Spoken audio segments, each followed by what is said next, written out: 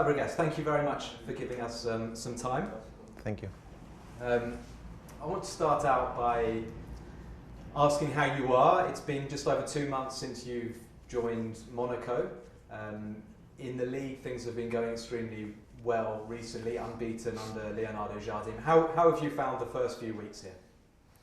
Well, very entertaining, to be honest. Many things happened. I was very excited to come here in the first place. I felt it was a very difficult moment for the club. The club believed in me to be the man, you know, to change a little bit the dynamic of where the club was going. Was suffering defeat after defeat, and there was this nervousness around the club where you could feel that maybe the club could be going to the second division, which is not where this club deserves or should be. And that's it. I took the challenge. I came here with Thierry to try and help the team as much as I can. And then, as we all know, many things happened, and it's true that the dynamic of the team changed, and we're doing well now. And even, to be honest, since I'm here, we only lost 2 games that I can remember that I played in. So one was really bad against Strasbourg, but I still believe if you watch the game again, everything went against us. It was one of those days that probably one of the most strangest games I've played, even, you know, because so many things happened. And then against Dijon, you know, when the transition between Thierry and Jardim was happening. So the rest, you know, we drew against Marseille on my debut. We beat Lyon, we beat Lille. You know, we've had some positive performances all around. So, you know, we have to be happy of how it's gone so far. But we don't have to think that it's safe or it's done. You know, still 9 games to go, and hopefully we can you know, push up at the table and reach better places. It's a brave choice in many ways, especially for somebody who's played for top teams. You know, you've always been fighting for trophies. Maybe Monaco will be fighting soon for trophies, but to come to a team for the first time, you've tasted a relegation struggle. Can you tell us what it was like, what the atmosphere was like at the club? You said there was some tension when you arrived. Yeah, definitely. I knew where I was getting to. At the beginning, I was a little bit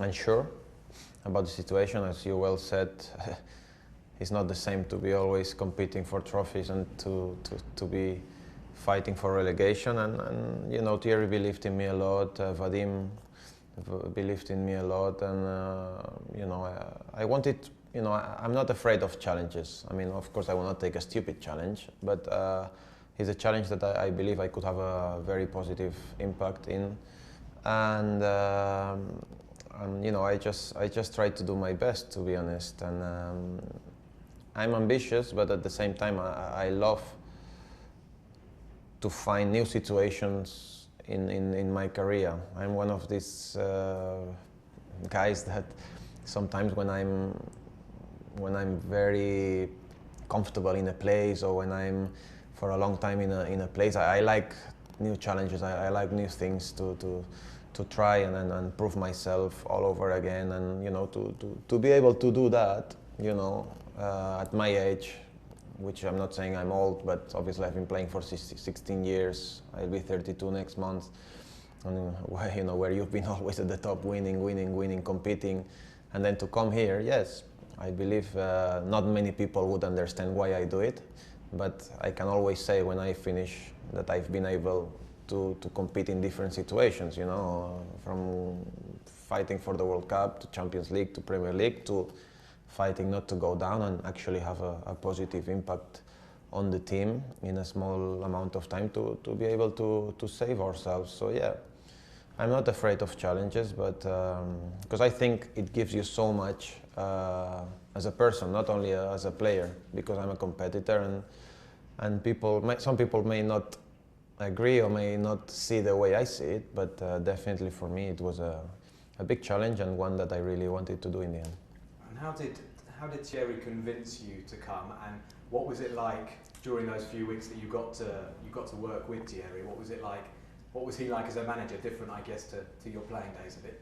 You know, he's a very young manager, full of energy, full of ideas, and you know he tried to transmit you know what he wanted to do. He wanted to change a few things around, and you know he had a lot of injuries. To be honest, 17 injuries when I first came here. You know, so sometimes you were playing with many players of the under 18, under 19, which they have a lot of talent, obviously, but it's not the same, you know, when the team is going well, you know, you are in a good moment, and then you come into the team when everything is positive, rather than when you are fighting, you know, for a relegation battle, and you are under a lot of pressure, because, you know, you see the fans are, you know, a little bit unsure about the situation. There are a little bit of rooms around the stadium, and for a young guy, you know, you would rather come into the team, into the side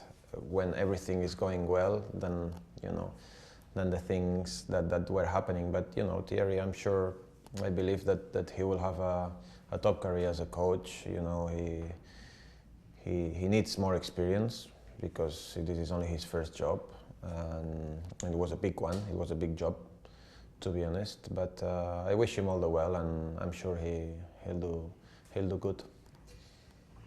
You talked about your first matches. I was at the Velodrome for your debut. The Velodrome is an amazing stadium, but it was a really strange night because the Marseille fans were really hostile against their team. What do you remember from your debut? I guess it was a slightly sort of unusual evening for you. Yeah, it was. I mean, on the Thursday night at 1 a.m., my agent calls me that we're taking off at 6 a.m. to Nice because Chelsea has allowed me to fly to Nice to pass my medical. And yeah, Friday it was a day full of exams. I mean, I've never done so many exams in my life. And that means that I was well and fit, that's for sure, after what I did. And then I finished that night. And then the next day I just trained. I met my teammates. We trained for a little bit, and we traveled to Marseille to play the day after. So yeah, everything was really fast and nice, to be honest. You know, it's a sad day because obviously you're leaving a club and a league, let's say a life that I had for the last 16 years. But yeah, it was a really exciting moment, and I think it went very well, to be honest. My debut, we should have won, I think. Yeah, Monaco played well.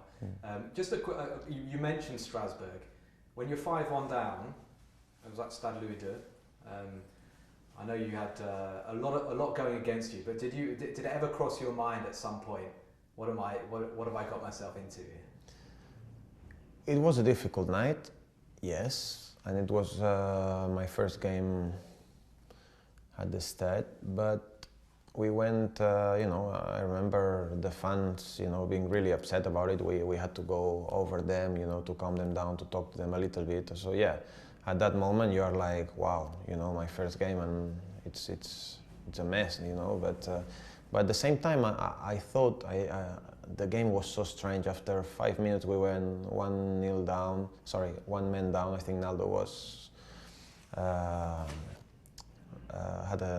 Was sent off, right? Naldo after 5 minutes, and then straight away they had like 2 great headers, like on top corner, and then we came back into the game. We played well in the first half. Then Ronnie Lopez had a penalty in our favor, which for some reason VAR was not working, and then they scored the third. And yes, after that we collapsed, and we were not good enough, let's just say. So the game finished really badly. But overall, I thought that for 70 minutes, you know, with a man down, you know, it wasn't that bad as the score sheet reflected. So, you know, I had that positive, and I felt that the Marseille game was positive.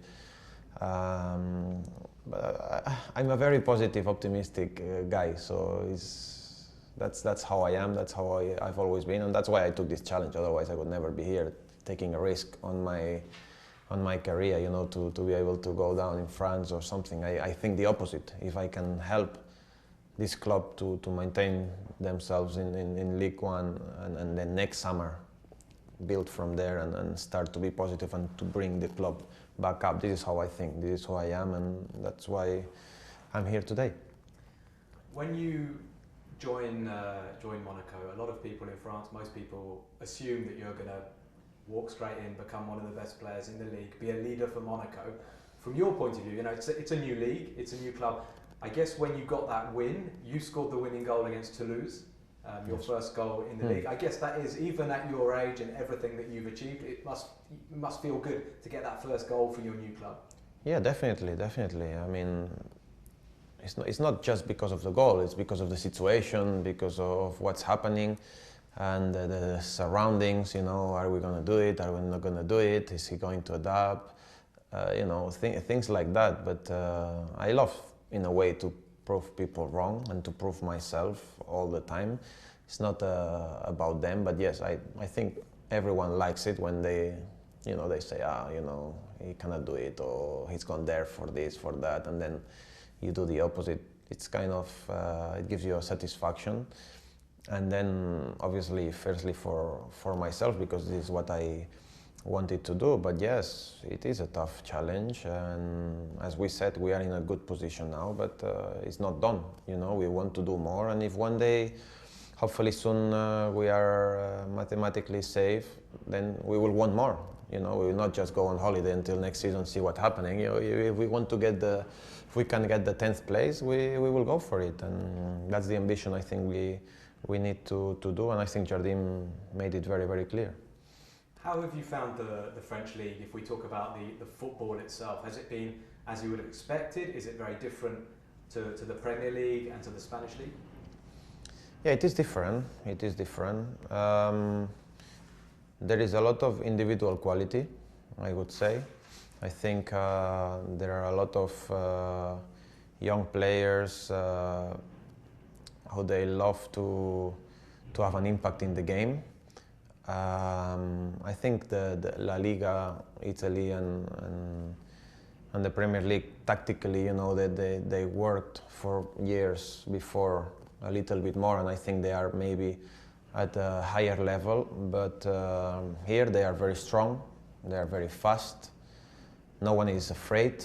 They are all young players who they want to dribble you, they want to face you, they want to go against you, they want to attack. And yeah, that's been positive to see, to be honest. I'm enjoying the games, I'm enjoying the league, and I think it has so much potential, because so many talents come out from this league, and I believe, you know, that the young players are very good. Has anybody caught your eye in particular? Starting maybe at Monaco, because there's a lot of really good young players here. Yeah, a lot of young players. I mean, you know, the school at Monaco, you know, we all know what can bring and what it brought around all the big teams in Europe. I mean, it's fantastic. You know, you cannot say only one. I mean, it's difficult to say one for me, but in general, you know, I think from here, I now understand why so many clubs around Europe, they come to Monaco especially, but also from teams of France to bring them to their club. I have a more specific question then, which is from our Italian broadcaster. Have you got to train with Pietro Pellegrini? Not yet. Not yet. Not Do you yet. know the player? Yes, I know, because Thierry spoke to me about him. He told me that I'd love playing with him. He told me that he was a type of Diego Costa, a type of player, and which I hope, because I loved playing with Diego. But yeah, I haven't trained with him yet, because he's been injured since I'm here. So hopefully, you know, he can come back soon and prove everyone what he can do. Just one other question about one of your teammates. We've got our German broadcasters who'd like to know what you think about Benjamin Henrichs and whether he is a good teammate to have and has a good future in the game. Yeah, fantastic teammate to have. Always positive, always you know, smiling, always with a good attitude to learn. And, you know, even though now he's not playing as much, you know, I think he's a great character in the dressing room. And, you know, we saw in the Confederations Cup, you know, he started for Germany, the competition, they won. And, you know, my first games here, he was playing, so I'm sure he has a lot of future, yeah. Just about Ligue 1, we're talking about the style. We interviewed Eden Hazard a while ago, and he might surprise a lot of people. He said, for me, Ligue 1 is even more physical. He found it more physical than the Premier League. He said he got more bruises playing in Ligue 1, which I think would surprise people in England. It's very fast and blood and thunder in England. Have you found it as well? Is there a lot of physical impact here? Yeah, I said before, a lot of strong, quick players. You know, they are very physical, especially, you know, these teams in the mid-table. Well, when we went to play in Angers, it was such a physical game. I mean, the first half, you know, we found it really difficult. It's true that in the second half, we found our quality and we managed to, you know, make the difference on that. But yeah, games like this happen very often in France, so I agree. What are obviously Monaco's immediate objectives are to keep pulling away from the relegation zone. What can be the objectives looking a bit further ahead? Can this football club get back up to where perhaps you think it belongs, competing at the top? Yes, I do. I really believe that, and that's why I'm here. Once again, of course, now the main objective is to be safe completely from the objective, which is the relegation. But yeah, after that, we have to look forward without stopping. And definitely next year, if we do maintain the situation and the run and we stay safe, next year will be a very important season for the club, and we need to compete very well. And I think we can do that for sure. Do you think Leonardo Jardim is the man to do it? He's done it before. How have you found working with him so far? Yes, very good. I didn't know him before. I heard of him. I heard about him, and his teams. But you know, when you see things firsthand, is always much better. You know, you can analyze a situation in another way, and you know, he has his ideas very clear. He knows what he wants to do. He knows what the team has to do, and you know, I will not say it's simple, but you know what he makes us do in training is normally what happens during the game. You know, what I like about him is that he's flexible. He's a flexible manager, and he adapts. He always looks about what he wants to do, what his team wants to do, so us. But you know, we analyze the opponents. You know, if they have a weakness on the right, you know, we will try to exploit it. So he's a tactician, you know, very good man. And in a way, yeah, I don't like to compare, but the methodology that he uses reminds me a little bit of Mourinho. And yeah, I enjoyed a lot, as everyone knows, with Jose, and I am doing it as well with Jardim. Okay, that's interesting. Just more about the French league in general. Paris Saint-Germain this season are obviously very dominant, 20 points ahead. Is it good for the French game that we have this superpower? And is the problem that, you know, more of the other teams are not following them, or is it an issue for the Ligue? Well, for now, I believe that they have too much quality for the rest of the teams. They have top players all over the pitch, starting from the goalkeeper, defenders, midfielders, strikers. They are the best team. No one can dispute that. But listen, this is football. They have to play, we have to play, all of us, the 20 teams. And as we saw 2 years and a half ago, Monaco became champions, with also a great PSG team. So in football, everyone has to play against each other. It's 38 games, and the one that with more points wins the league. It's as easy as that, but definitely they win more points because they are the best. But you know, if we want to come back to a Champions League with this club, we'll need to compete nearly at the same level as them. They have a former Monaco player, Kylian Mbappe, who is playing unbelievably well, 26 goals in the league already. as another precocious youngster, you came through at 16, even younger than he was. How do you rate this player? Does he seem to have his head on his shoulders? And how far is he going to go? Listen, every time I watch Mbappé, I imagine myself behind him in every situation, and because I can see he's always on the move. He's always with his body on the right angle to make the run to get away from the defender. And I just try to analyze it and see it from the TV. Like when the midfielder has the ball, he's always looking to go on the space. And I just imagine. I speak with friends sometimes. I said, "Oh my God, if I had played with this guy, I think I would have enjoyed a lot." So yeah, he's got plenty of talent. And it's just the beginning. I mean, he's still so young. I mean, he's got so much to learn, so much to do in the game. And if he continues, for what I know and for what people tells me here, that he's a humble boy, you know, that he wants to learn, he listens, he likes to improve, he takes it very, very seriously, discipline. If he keeps going like that, the sky's the limit for him. Does that mean he can reach the level of a Messi or a Ronaldo? You never know. You never know. It's very difficult to say. I mean, he'll have to prove it with numbers, with trophies. What these guys have done in the game the last 14, 15 years is unbelievable. I mean, for me, it's difficult to imagine that we will see anything like that, especially with Leo, because the talent that he's got. I know I play with him since we are 13 years old, and I've never seen anything like this. So for me, it's difficult to imagine or to believe that there will be another Lionel Messi. Cristiano mentality is sensational. What he's doing in the Messi era is fantastic, because his ambition to keep growing is great, the personality. But I believe I can see something in Mbappé similar, you know, in the early stages that we are.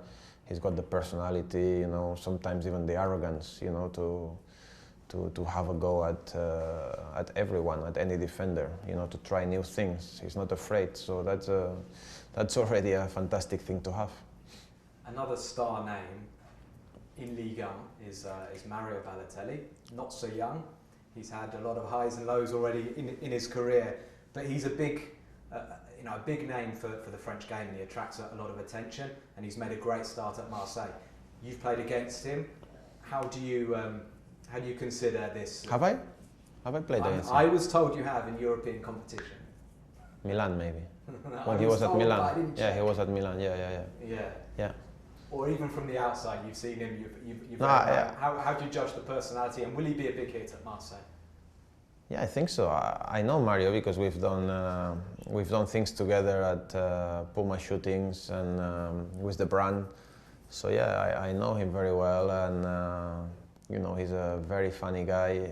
He's not, as people see him, yeah, you can think that he's arrogant, that he doesn't take it seriously, because this is the way he is, you know, this is what he maybe shows to everyone, but you know, inside, you know, when outside of the pitch, when you see him, when you talk to him, he's just like a kid, you know, he wants to play, he wants to have fun, but he loves football, you know, and that's the most important. And I think you know, that when his head is right and he's really focused, you know, he's a top striker. So for sure, he's been already scoring goals.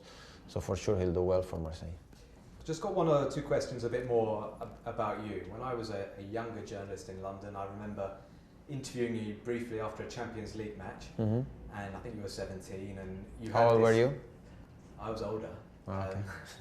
15 years ago, 26. Okay, young journalist. Yeah, no, I was scared then, but I said to you, you know, no, I mean, I saw this young, insouciant guy who just had this joy for his life, and I see that now. But I want to ask you, do you still see football the same way? Is it still just a great pleasure to be out on the pitch? Yeah, definitely. I mean, I always say it. I say it to my wife. I say it to my friends. To the day that this goes away, that's the day that I will stop playing. Until then, I just can't, because I know I will suffer a lot the day I hang my boots. I will suffer because you've been doing it for all your life. You know, I started, as you said, very young. You know, you are used to playing many games, many competitions, playing with great players, and that's what I love the most. Going out, get ready, go to training every single day. And the older you get, the more you want to enjoy. You know, you want to train every day, you don't want to miss it. If you have a knock or something, you still want to go out because you say, I don't know how long I've got, whatever it is, 4 or 5 years, 3, you know, and you just want to enjoy it so much. So in this case, the ambition, everything that I have inside, the fire is definitely still there. Your career and a little bit your life has been defined, or at least influenced, by a decision to move to London at a very young age. How grateful, looking back, are you to Arsene Wenger, the role he's played in your career and the fact that he showed that faith in you at such a young age? It was vital. I was a lucky boy, very lucky boy. I always said it. Yes, maybe they saw something in me that was good. After I had to show them really that I could be a player for Arsenal, but definitely he gave me the chance. And I will always be grateful to the person that gives you the chance, or you should be at least, because without the chance, you don't become nothing. You journalists, I'm sure someone gave you a chance at one point, and then obviously you need to take it. But I was very young, and even though I was doing well, you know, sometimes there is this moment where you could bring him out or be a bit scared in a big game not to put him, because whatever, he always felt comfortable and he always felt positive about me playing at any stage. 17 against Man United, Community Shield, we go to Liverpool, I play, we go to whatever. I play since basically 16 years old, so you know, I was playing bad sometimes or not as good, and he still put me, he had faith in me, he just had faith. And I will always be grateful, because I think in football probably he was the most important person that I've had. Do you know who the longest serving coach in Monaco's history is? No, but maybe Jardim is what, 6 years now? No, it's Arsene Wenger. Is it? 7 years. Oh really? Yeah, yeah. So he's Arsenal and Monaco. I would have said Arsene because we're talking about him, but it was easy. I just want to show you this. They want me to ask you, and I know you've talked about this already, but we're doing this big film about Arsene Wenger, okay. And one of the subjects they talk about is an incident in the tunnel at Old Trafford. So we have Robert.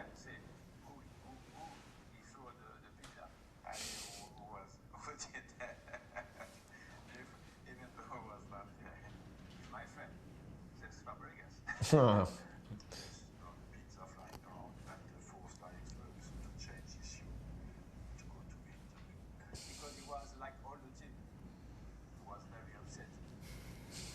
my God. Wait, dernière partie donc, so I have to ask you, Cesc, can you tell us what happened in the tunnel? I already talked about it a little bit on A League of Their Own with James Gordon, and yeah, I mean, it was the day that we ended the invincible 49 games, you know, without losing. And in that day, I was playing all that year. Basically, I think I played like 10 or 12 games already, but that day it was a really big game against Man United at Old Trafford. I mean, all the top players were fit. I remember Patrick, Thierry, Ashley Cole, Solskjaer, everyone was fit, so you know, I was on the bench. And Man United were a top side at the time, and I only made it to the warm-up side, so I was about to come on, but then in the end I didn't. So, and how it happened, how Rooney dived, because he did dive, and you know, the way it happened, we felt a little bit like cheated, you know, because we didn't deserve to lose that game, and we were upset about it, and there was a little bit of a fight. You know, when I came, I was only 17. I was very skinny, very little, and you can see then in Old Trafford is a tunnel smaller than this, you know, so when you have 30 players, you know, going into a dressing room. You get all together there. It's a bit tight, and then there was a little bit of a pushing around, a little bit of a small fight. And I just, because I didn't play, I was one of the first players to go into the tunnel, and I just saw a pizza. I was hungry. I just took a slide and I was eating it, just maybe one bite or something, and I started hearing like shouts and stuff like that. So I went out and I saw like Rio Ferdinand and all the big boys, Thierry, Sol Campbell, going like together, getting together in like kind of into a fight. So, you know, I was a bit, you know, when you are young, and the way I was, because I was a little bit like this, you know, I just didn't know what to do because I was so small and skinny, whatever. And I just, to be honest, I didn't aim at anyone, you know, but Man United were more in that side, we were more here, so I just did like this because there was nothing else I could do, to be honest. The tunnel was full of big guys, you know, having an argument and stuff. So yeah, I found out later, you know, that it touched on Mr. Ferguson, and that's it. I'm sorry. I'm really sorry about this. I apologized publicly already, but I'll do it again. That it wasn't intentional. It was a moment that, you know, it just happens. I was young, and definitely I wouldn't use the pizza anymore. Probably I would just get in there straight away now. I've just got the last question because it's 29 minutes. Okay.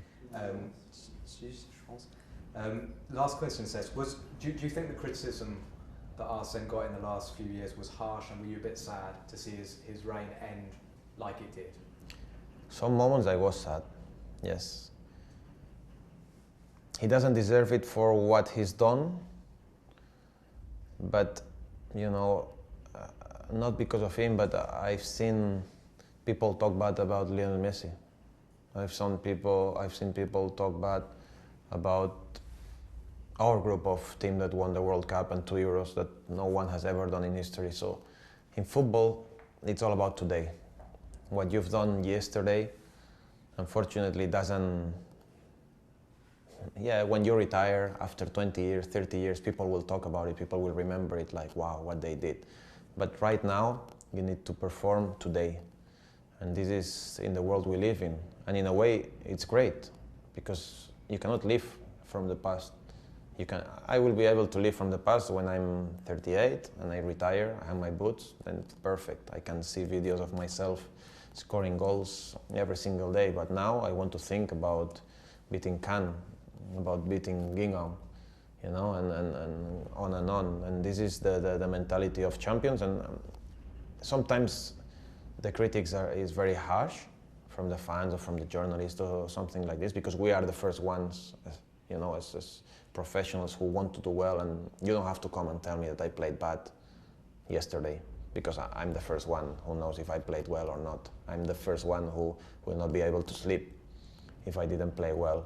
So we already have it, but it's good in a way, you know, the critics, because it makes you go even harder, and to, as we said before, to prove them wrong, and you know, to keep pushing yourself. But yeah, I was sad in some situations, but this is the world we live in. This is football nowadays.